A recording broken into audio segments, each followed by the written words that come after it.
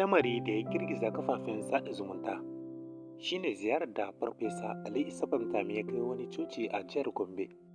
Cikin sa'o'i kaɗan, bidiyoyi da hotuna suka bazu, inda wasu suke ce wannan babban mataki ne na haɗin kai da zaman lafiya, amma wasu kuma suka fara sukansa da tambayoyi. Shin me yasa ziyarar ya tayar da ƙura? Me yasa wasu suke yabonsa, wasu kuma suke sukarsa?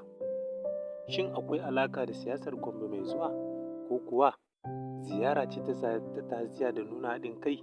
Farfesa Isa Ali Fantami ya kai ziyara ga wata coci a Gombe domin nuna alhini da goyon baya wani mummunan lamari.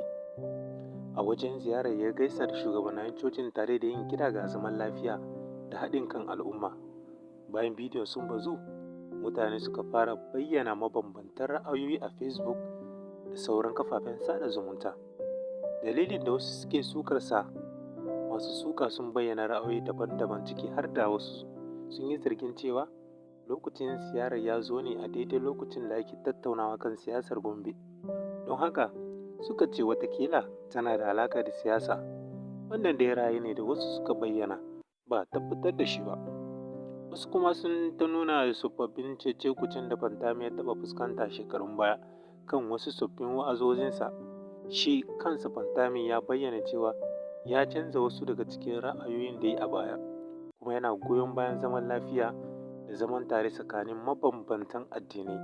A gefe guda kuma masu goyon bayansa sun ce ziyarar ta nuna mutunta na tsakanin mabiyan addinai guda biyu. Shugabanni sukan kai irin waɗannan ziyarce-ziyarce domin ƙarfafa haɗin kai. Sun ce bai dace a fassara kowace ziyara da siyasa ba idan babu hujja. A ƙarshe, ziyarar Fantami ta haifar da muhawara mai zafi. Wasu suna kallo a matsayin saƙon zaman lafiya, yayin da wasu ke ci gaba da yin tambayoyi game da dalilanta.